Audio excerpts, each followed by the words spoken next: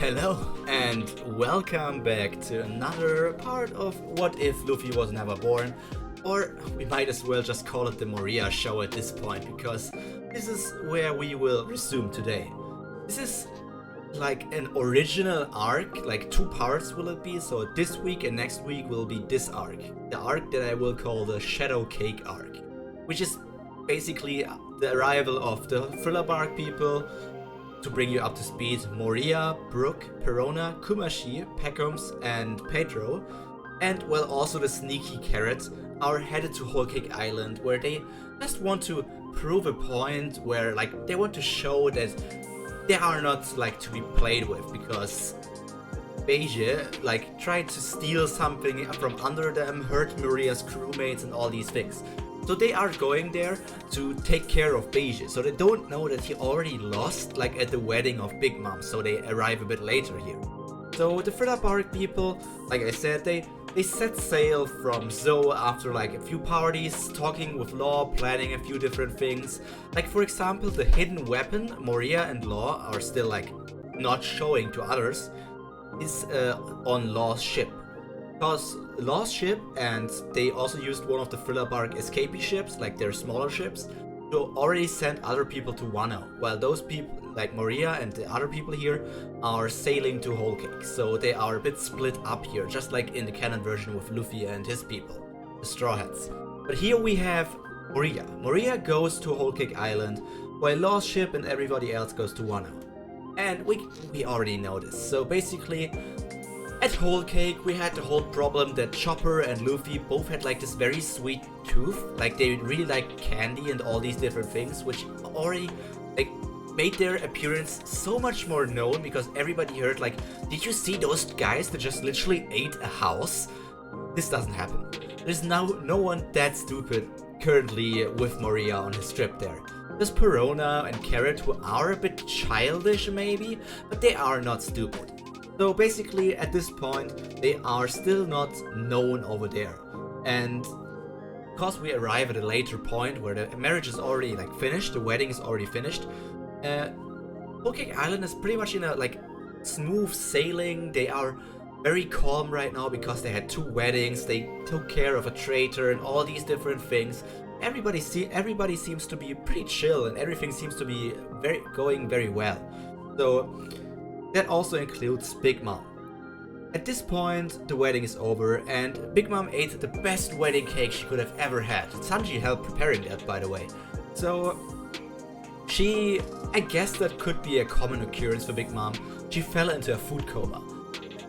I know, let's just say we had the amnesia plotline with Big Mom in the canon story, and I'll give her the food coma plotline to take her out of the picture for now. I'm open with that. I just want to take her out of the picture, and we focus on other characters here a bit more, because we already have another Yonko to take care of in the next arc, so we don't need to worry about Big Mom for now. So in this arc, or at this point, while Big Mom is in her coma, Perospero as the oldest and Katakuri as the strongest are like taking care of the island. Those 2 brothers are like most influential people at the moment in this island. So while Katakuri is chilling on his home island, and Perospero is more like in the Whole Cake Island castle, like in the big cake, they just do their like political stuff, talking with other pirates, and all these smaller things. So even though the Thriller Bark Pirates don't have any hostile like intentions to the Big Mom Pirates, they know that it won't be easy to just give the Road Poneglyph or a copy from the Road Poneglyph to them. So Moria, even though he wants to do it like peacefully, like whispers or like advises Pedro, no, not Pedro, he advises Brook, and Pedro later asks Brook if he can join him, and obviously he says yes, to steal the Poneglyph, or like make copies of it and steal that. So Brook and Pedro go on like this infiltration mission where they go for the Road Poneglyph, like we know them. While that is happening, Perona like tugs on Moria's like suit and asks him like, Moria, can we go like somewhere else? We want to see more of the island, not do this weird political talking stuff that you do. And obviously he says yes to that. And they walk around, like sail through different islands, look a few things here and there.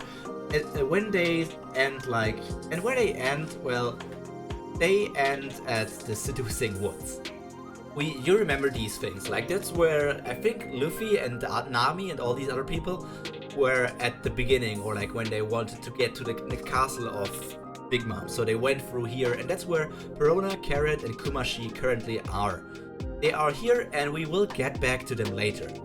While all of this is happening, only Peckham's is left with Moria, and he just guides him like through the different ways and to where Katakuri is, because he asks like one of the Big Mom pirates like what current situation is, and they just say that Katakuri is currently doing everything because Big Mom is sleeping. And so they sail over to Komugi Island, which I don't even know if you know that island, but because every like officer or also the commanders of Big Mom takes care of their own island in the Whole Cake Island, like in the Totland archipelago, this is the island Katakuri takes care of. Donut Island, I think. So they sail there, and a few people like react scared to Moria. Like, you know, he's a big pirate. He was a former warlord. He declared when he fought against Doflamingo that he wants to become the next pirate king. And becoming the pirate king, well, get there, the first step is to become an emperor of the sea. And if he's here on the island of an emperor of the sea, many people think that he is there to like fight against Big Mom, but that's not the plan here at the moment. And his current bounty is also nothing to scoff at, like the 510 million and 690,000. Ooh, that's quite a sum. That's bigger than I think Luffy's was at this point. He had 500 million, I think.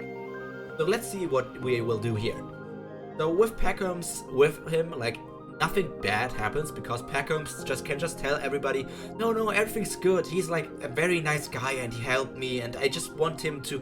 I just lead him here because he wants to talk a few things out, and yeah, the typical thing. Nobody worries after that because Peckham's is a known member of the Big Mom Pirates.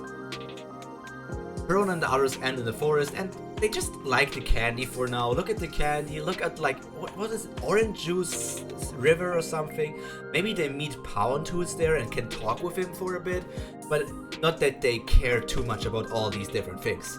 So they are there, but the most important thing is right now on Komugi Island, Katakuri's island. So they are not hostile to each other, but well, they are led to Katakuri. He is not like literally just attacking him, but he is not hiding his conqueror's hierarchy and all these different things, and is spreading it out like, and tells like his attendants to get out or they will get hurt by the clash that might happen. And then he just starts talking with the normal stuff like, what does a government dog want here? Now that you lost your position, are you looking for protection from Mom? And then, like, it's a whole Katakuri thing. He just looks down on Moria because he's just a government dog. He's just one of the warlords who like sold out his position. Someone who lost all of his will and drive after he lost one fight against Kaido. So that's not very like high standing for Katakuri. But Moria answers like, a person who started at the top has the nerve to talk big. Without your mother's help, you wouldn't even have made it out of paradise. So they are just shit-talking each other at this point. Basically, Katakuri is here shit-talking like his Moria's will and that he was a world government's dog, while Moria says like, without Big Mom's help, Katakuri would have been nothing. He had the training from a Yonko and like his older siblings. He had the devil fruit that was pretty special, like a special paramecia, and all these different things he got gifted by his family. How strong would he be if he didn't have the help of that family? Who knows? We don't know that. And by the way, I also like want to talk about this for a second. If you look at Moria, I should have a picture of Moria here as well. If you look at Moria, let me pull him over. If you look at Moria,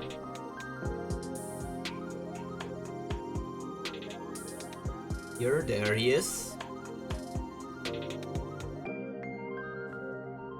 If you look at Moria, you see like the hair color, teeth, and all these different things. Moria literally has the same hair color as Katakuri, and his teeth also look pretty similar. Like they don't have the same long neck, but they have similar teeth, similar hair color, and well, the stitchings that Katakuri has on his mouth look pretty similar to stitchings Moria has on like his forehead and these other things. If I didn't know better, I maybe would have said that Moria might be Katakuri's father. Others think Kaido might be Katakuri's father, but yeah. But you can already forget the idea that Moria might be the father, because Moria is 50 years old and Katakuri is 48 years old, so that's not possible here. So they just shit talk each other, and after an exchange like of verbal blows, they just stop for a second and just once like Peckham steps between us two. He knows he's a lot weaker than both of them, like he doesn't have a candle against either of them. So he just wants to stop them, even though he's a bit scared standing between those two giants. And he just explains the situation with Caesar, that he was actually a prisoner of Moria and Beige stole him.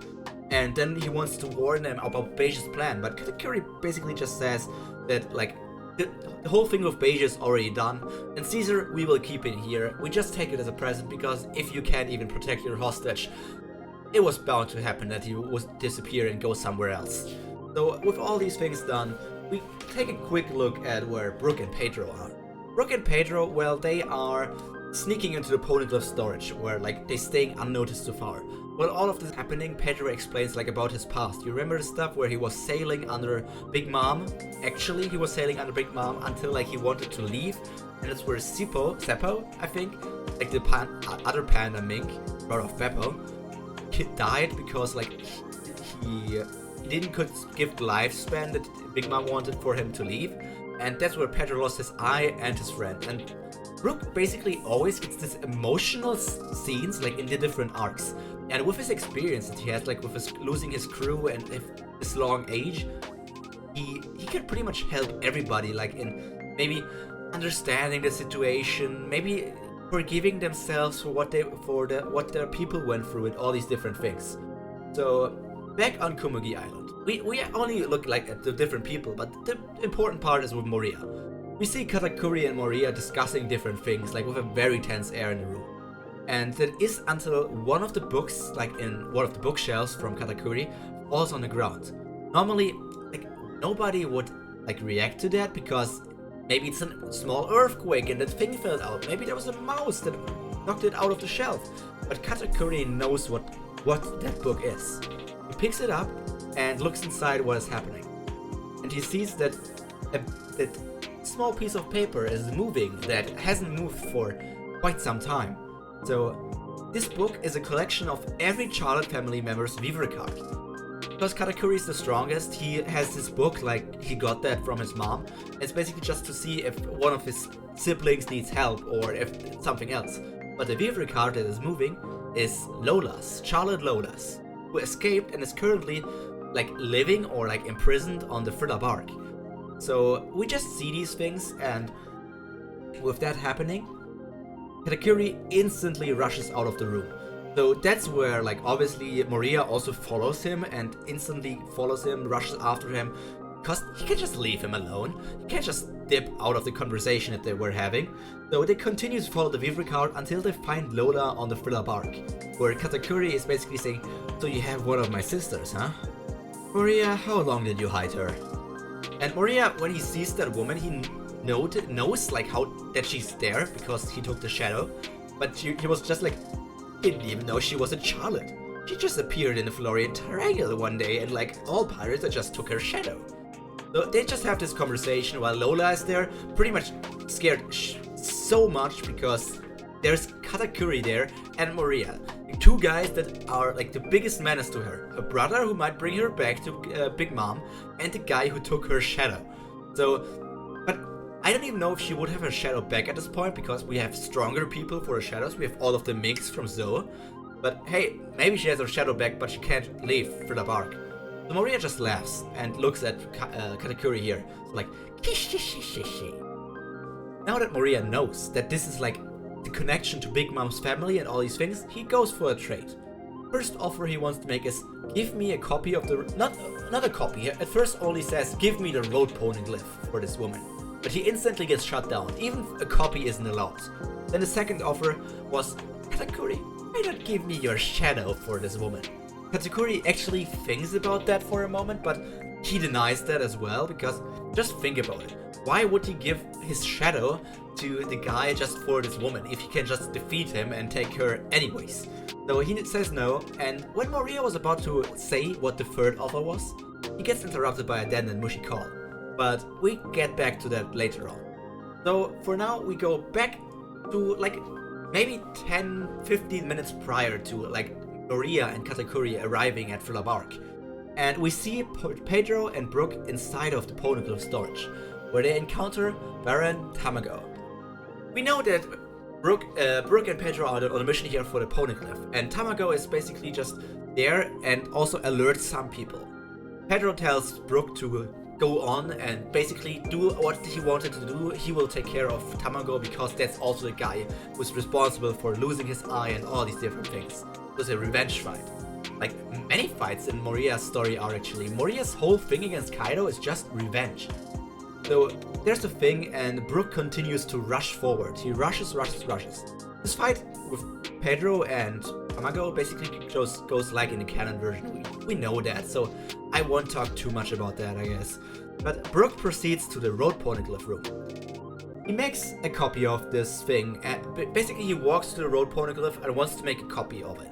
He's about to do it, but then an arrow flies from behind him and pierces his afro. And that's where we see someone appearing at the entrance of the door. Katakuri, I caught a rat in our storage. Why don't you teach his owner a lesson in Perorin?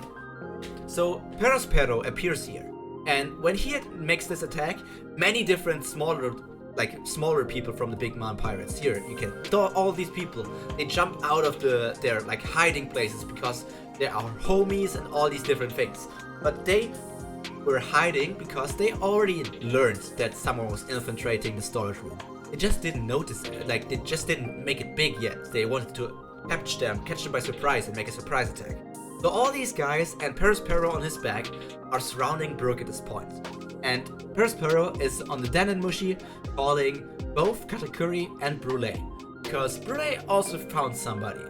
We go over to Brule, who is currently in the Seducing Woods. In the Seducing Woods we see that Brule is like there to and is attacking with I think his name was Randolph, the bunny homie.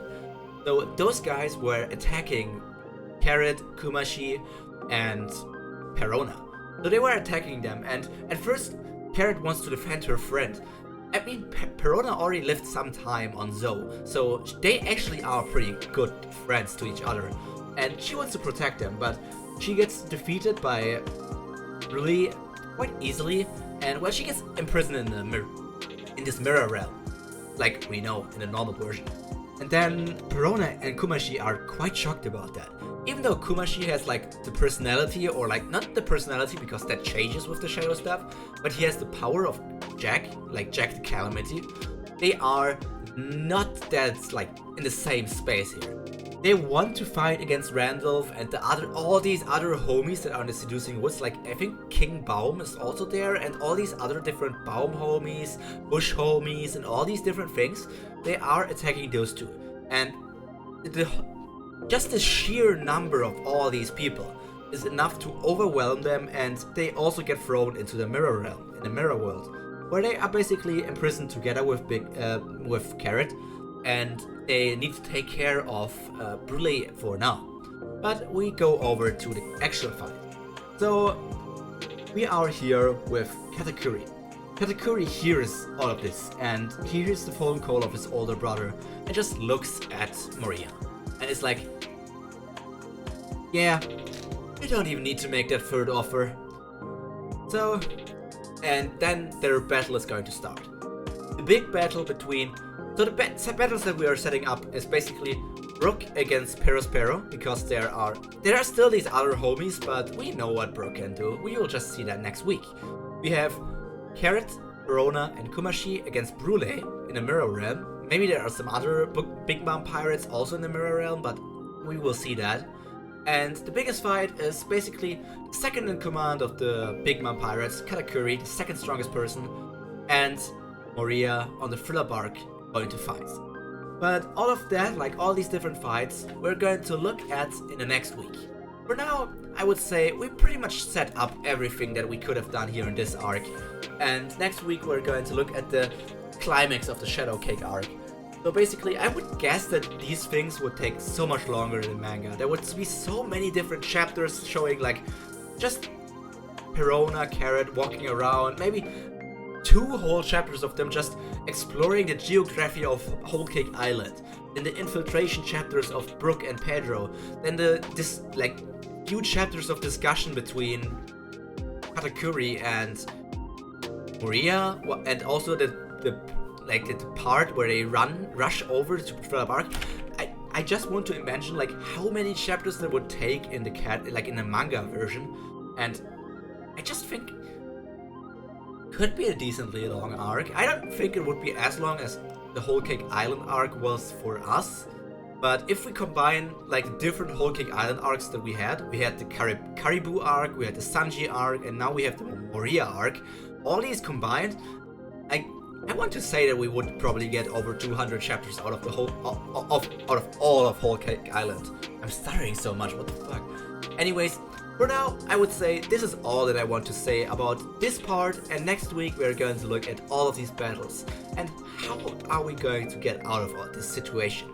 Anyways, I hope you enjoyed this video, and what do you think about how are we going to handle these fights, and what do you think what is going to happen in Wano in the future? All of these things we will see in the next parts of this this whole what if scenario that is already been going on for so many months. But without stretching everything too much, I just want to say thank you for watching, and stay healthy, stay cultured, and stay hot. I'll see you next week. Bye!